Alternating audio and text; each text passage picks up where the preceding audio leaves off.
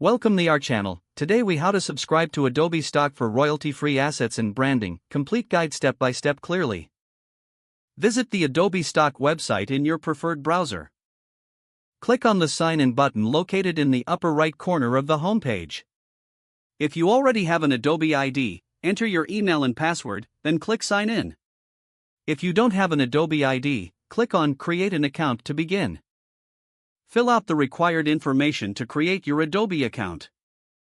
Once your account is created, sign in to access the full Adobe Stock features. Navigate to the Adobe Stock page from the main menu. Explore the various subscription plans available for Adobe Stock. Carefully review the features included in each plan. Select the plan that best suits your branding needs. Follow the on-screen prompts to enter your payment information. Complete the purchase by confirming your subscription. You can start searching for images, videos, templates, and audio for your. To download an asset, simply click on it after performing your search. Choose the desired license type for your download.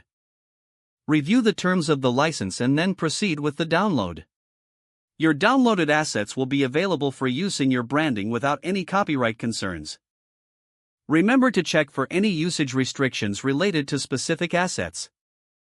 Make sure to regularly visit Adobe Stock for new assets and updates. Utilize the Favorites feature to save assets you plan to use for future projects. Explore the integration options with Adobe Creative Cloud applications for a streamlined workflow.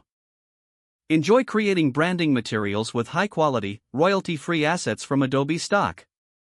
If the page does not load, refresh the browser or try again in a private or incognito window.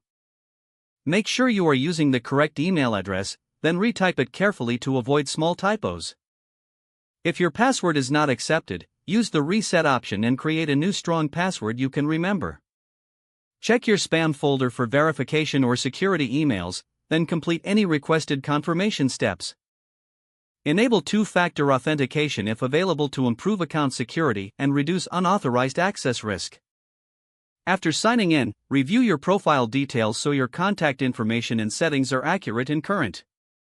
If you see an error message, note it down and try again after restarting your device and internet connection.